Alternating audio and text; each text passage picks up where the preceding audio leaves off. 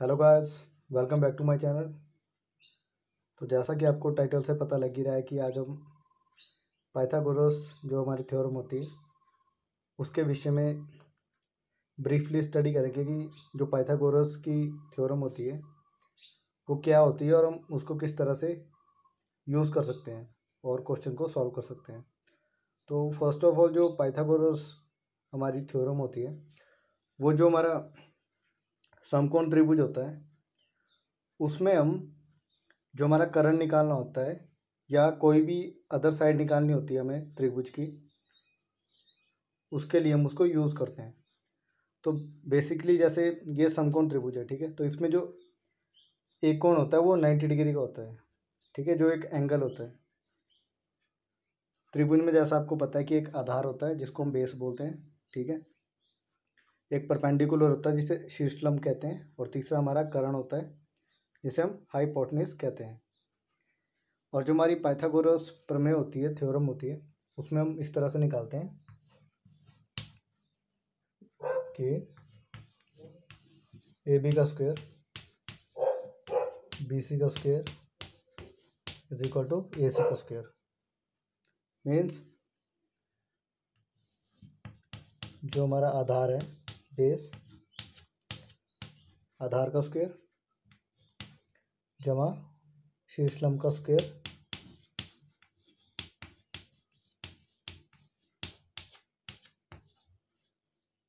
जो इक्वल होता है हमारा कर्ण के स्क्वायर के हाइपोटेन्यूज, ठीक है।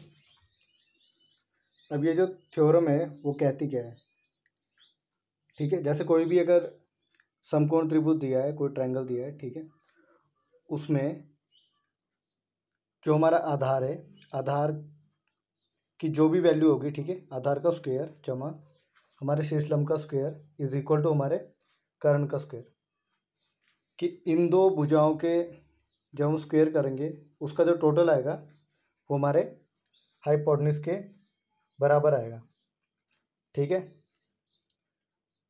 एक एग्जांपल करते हैं, उससे आपको ज़्यादा समझ आएगा।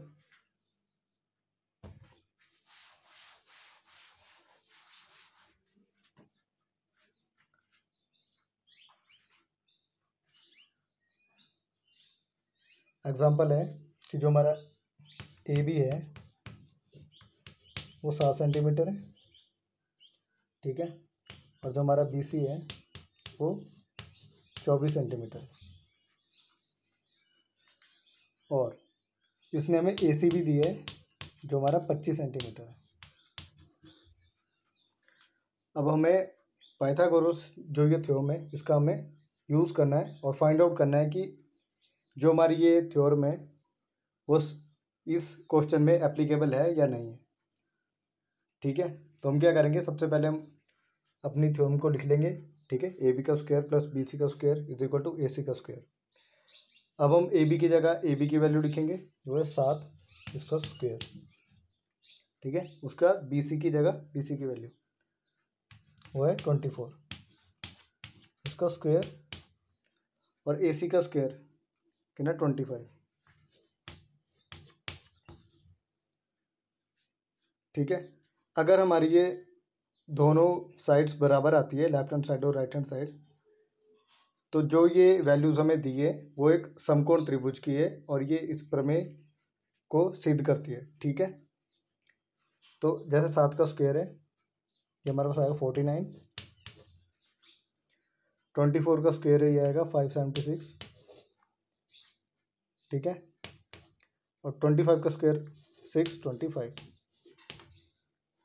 स्क्वायर किस तरह से करते हैं मैंने इसके ऊपर पहले एक वीडियो बना चुका हूँ, ठीक है, तो आप उस वीडियो को चेक कर सकते हो और आप सीख सकते हो कि हम किसी भी टर्म का स्क्वायर किस तरह से निकाल सकते हैं। अब ऐसे ही हम इन टर्म्स को ऐड कर देंगे तो ये हमारे पास आ जाएगी 625 इज इक्वल टू 625, ठीक है। तो जो हमारी लेफ्ट हैंड साइड है वो equal to right hand side. तो इस तरह से जो हमारी ये थ्योरम है वो हमारी प्रूव होती है कि आधार का स्क्वायर जमा शीर्षलंब का स्क्वायर इज इक्वल टू कर्ण का स्क्वायर। मीन्स बेस का स्क्वायर परपेंडिकुलर का स्क्वायर दोनों का जो ऐड है, एडिशन है, सम है, वो हमारे हाइपोटेन्यूज के स्क्वायर के बराबर होता है। अब इसमें एक और एग्जांपल करते हैं।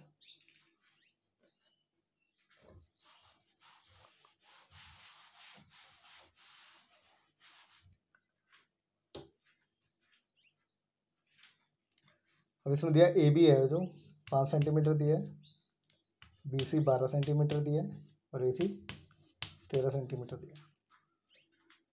ठीक है, तो सेम वही सबसे पहले हम जो हमारी थ्योरम है उसको लिख लेंगे और ए बी की जगह ए बी की वैल्यू लिखेंगे, बी सी की जगह बी सी की वैल्यू लिखेंगे और ए सी की जगह ए सी की वैल्यू लिखेंगे। तो ए बी हमारा 5 है तो ये 5 का स्क्वायर, बी सी हमारा 12 है 12 का स्क्वायर और ए सी हमारा 13 है 13 का स्क्वायर। तो ये जो क्वेश्चन है वो सिर्फ चेक करने के लिए है कि ये जो मैं साइड्स दिए हैं, ठीक है, वो एक समकोण त्रिभुज की हो सकती है या नहीं हो सकती। ठीक है, अगर ये लेफ्ट हैंड साइड और राइट हैंड साइड दोनों बराबर आते हैं तो ये एक समकोण त्रिभुज की साइड्स होती हैं। ठीक है, तो इसको चेक करते हैं। 5 का स्क्वायर 25, 12 का 144, 30 का 169। जब इन दोनों को ऐड करेंगे तो ये भी 169 आएगा। तो यहाँ आप देख सकते हैं कि हमारी left hand side is equal to right hand side है। तो ये जो हमें साइड्स दी हैं वो एक समकोण त्रिभुज की साइड्स है। तो इस तरह से हम चेक कर सकते हैं कि जो भी हमें साइड्स दी है वो एक समकोण त्रिभुज की है या नहीं है with the use of Pythagoras theorem. ठीक है, तो आपने ध्यान क्या रखना है कि सबसे पहले आपको जो ये थ्योरम है वो याद होनी चाहिए कि हमने किस तरह से इसको लिखना है। जैसे ए बी का स्क्वायर प्लस बी सी का स्क्वायर इज इक्वल टू ए सी का स्क्वायर। ठीक है, उसके बाद आपने वैल्यूज पुट करनी है। कई बार आपको इस तरह से दिया होगा कि कोई दो वैल्यू दी हुई होगी और आपने तीसरी वैल्यू निकालनी है। ठीक है, मान लीजिए जैसे हमें बेस नहीं दिया है बट हमें कर्ण और शीर्षलंब दिया है और हमने आधार निकालना है। ठीक है, तो हम निकाल सकते हैं with the use of this theorem. तो एक एग्जांपल और करते हैं जिसमें हमें दो ही साइड्स दी हुई होगी और हमें तीसरी साइड निकालनी है।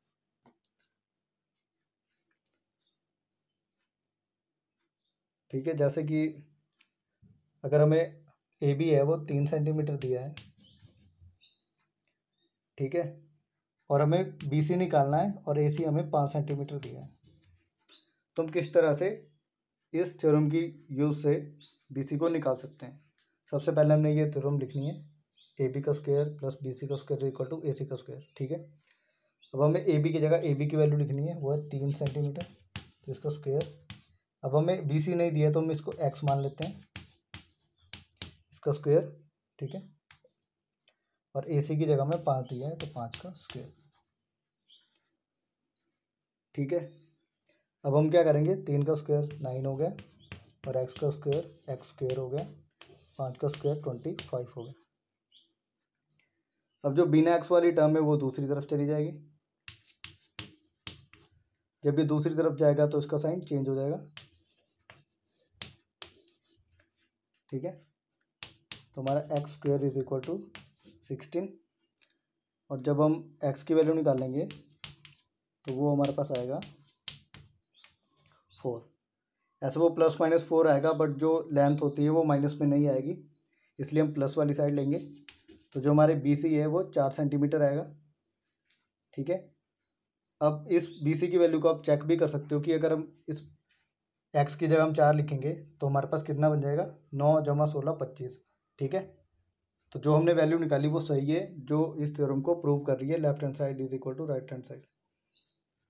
तो इस तरह से अब पाइथागोरस थ्योरम के यूज से अगर दो साइड दिए तो आप तीसरी साइड भी खुद निकाल सकते हो। अब मान लीजिए अगर इसी क्वेश्चन में ए सी नहीं दिया होता, यहाँ पे 4 दिया होता, तो हम दोनों को ऐड करके उनको स्क्वायर करके ए सी को निकाल सकते थे। यहाँ में बेस नहीं दिया होता तो हम इन दोनों के यूज से बेस को निकाल सकते थे।